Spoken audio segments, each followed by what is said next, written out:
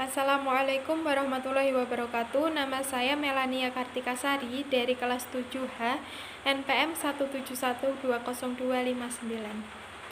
Dalam video ini kita akan membahas tentang isu lokal yang menarik. Nah, ada banyak isu lokal yang dapat kita jumpai di tempat tinggal kita. Seperti pada saat ini, harga tanaman yang pada saat pandemik menjadi lebih mahal. Kemudian ada juga aplikasi TikTok, ada BSN yang tetapkan SNI untuk memakai masker kain, dan kemudian julukan-julukan lucu untuk kandidat pemilu. Nah, ini adalah salah satunya yang akan saya bahas kali ini. Sebelumnya, pemilihan umum adalah sebuah prosedur yang cukup teruji dalam menentukan siapa pemenang kedaulatan yang dipilih oleh rakyat. Oleh sebab itu, keberadaan lembaga-lembaga pemegang kedaulatan menjadi penentu masa depan negara Republik Indonesia. Pada tahun lalu, Pilpres Indonesia 2019, Pilpresnya Pak Jokowi dan Pak Ahok mempunyai julukan yang lucu, yaitu si cebong dan si kampret. Dua istilah itu berasal dari era persaingan Pilpres 2019 yang mempertemukan Joko Widodo atau Jokowi versus Prabowo Subianto. Pada 2018 menjelang Pilpres, warganet atau netizen mulai sering menggunakan istilah cebong dan kampret. Nah, kedua istilah itu mewakili pendukung kedua capres. Cebong untuk menyebut pendukung Jokowi dan kampret untuk menyebut pendukung Prabowo Subianto.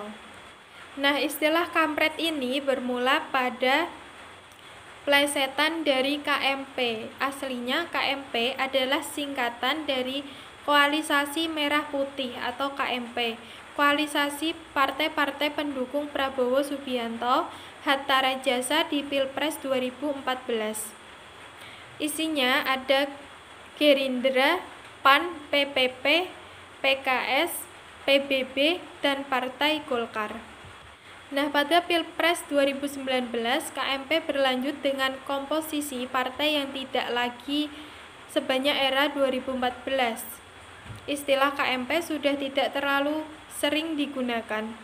Namun, istilah plesetannya yakni kampret tetap sering digunakan.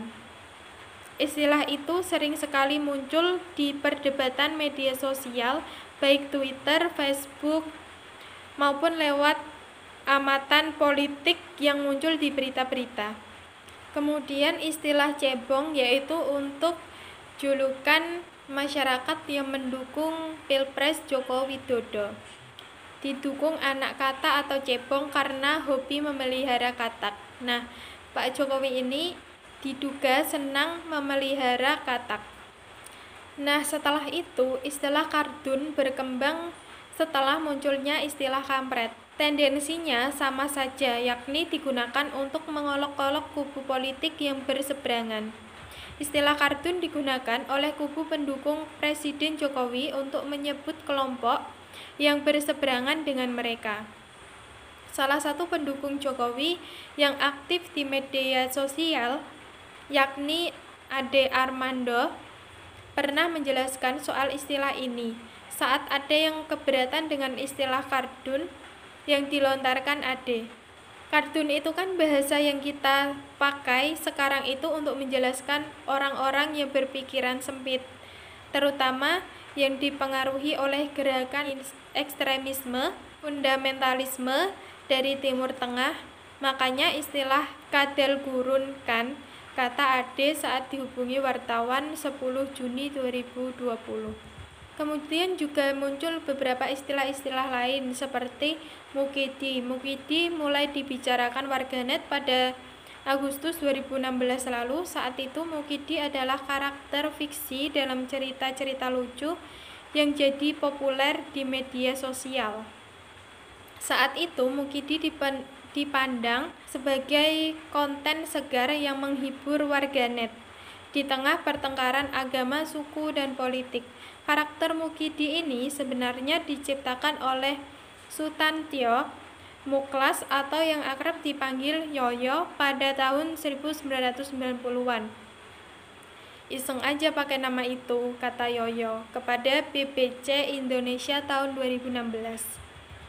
Kala itu berbagai cerita lawakan dengan tokoh utama Mukidi yang dikisahkan berasal dari Cilacap dan merupakan orang biasa-biasa saja.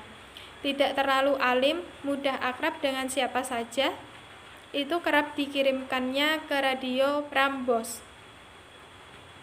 Meski demikian, kini istilah Mukidi banyak dipakai oleh kubu Prabowo Sandi sebagai kata ganti untuk menyebut Joko Widodo dan rezimnya.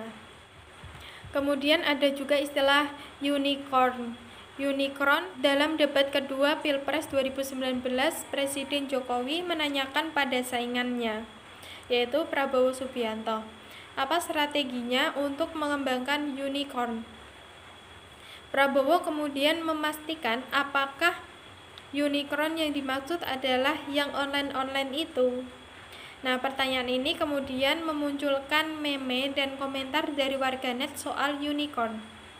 Hingga kurang dari 2 hari setelah debat, sudah ada sekitar 135.000 cuitan terkait unicorn. Yang dimaksud dengan unicorn adalah perusahaan rintisan berbasis teknologi atau startup dengan taksiran nilai di atas 1 miliar US dollar atau sekitar 14 triliun. Presiden Jokowi mengatakan bahwa ada 7 unicorn di Asia Tenggara dan 4 diantaranya berasal dari Indonesia. 4 perusahaan startup yang berlokasi di Indonesia dan sudah mencapai status unicorn itu adalah Gojek, Traveloka, Tokopedia, dan Bukalapak. Sementara itu, kubu Prabowo menyatakan bahwa Prabowo tidak memahami pertanyaan Jokowi karena pengucapan Jokowi yang dinilai sulit dipahami. Nah, kemudian terakhir juga saya akan membahas tentang cuitan politik Sontoloyo hantu yang konon serupa manusia yang tinggi besar dan berbulu tebal. Joko Widodo menyebut politik genderuwo dalam pidatonya saat membagikan sertifikat tanah di Tegal, Jawa Tengah, tanggal 9 September 2018. Dia menyebut bahwa saat ini ada politik dengan propaganda menakutkan yang membuat ketakutan, khawatiran di masyarakat. Cara-cara seperti ini adalah cara-cara politik yang tidak beretika. Masa masyarakat sendiri dibuat ketakutan?